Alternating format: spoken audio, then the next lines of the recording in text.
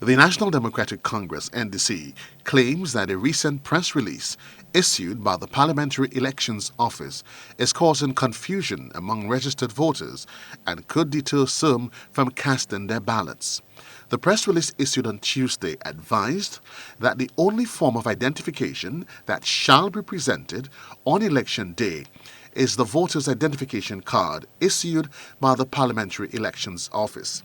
It further stated that any elector who holds an identification card with an expiry date of 31st January 2020 can present it when requested to present his or her voter identification card. Member of the NDC legal team, Jimmy Bristol, says they received feedback from some citizens about the release. And what has happened is, in the community, we've got feedback already from the electorate who are saying, look, I don't have no card, I can't vote, I ain't going down there, it is your election, and we're not going. Because they're discouraged and they don't want to turn up and be embarrassed by being turned away in front of a large crowd and not being allowed to vote. The release continues that a registered voter who is unable to produce his or her voter identification card shall be given a ballot paper once he or she satisfies to the presiding officer that 1. That he or she has not been issued with an identification card, or 2. That he or she has been issued with an identification card which is lost or destroyed. Bristol says, according to the People's Representation Act, the main prerequisite to legally cast a ballot is being on the voters' list.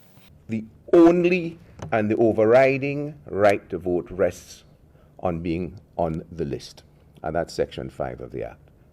Once you're on the list, prima facie, that is, it is presumed that you have a right to vote.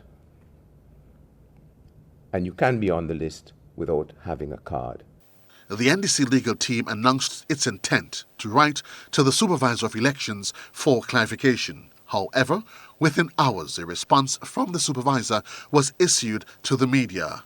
That your right to vote is inherent on you being registered. So once you've been registered, your right to vote is secured. That's the first thing. Now, the card is used for verification, all right? Now, verification that is within our system, and therefore the only form of verification that is used is the card. However, it goes on to say that, questions that the presiding officer would put to you, right, if you didn't have a card. So it didn't say if you don't have a card, you can't vote. And I want people to get that off their mind. The press release in no way is indicating that if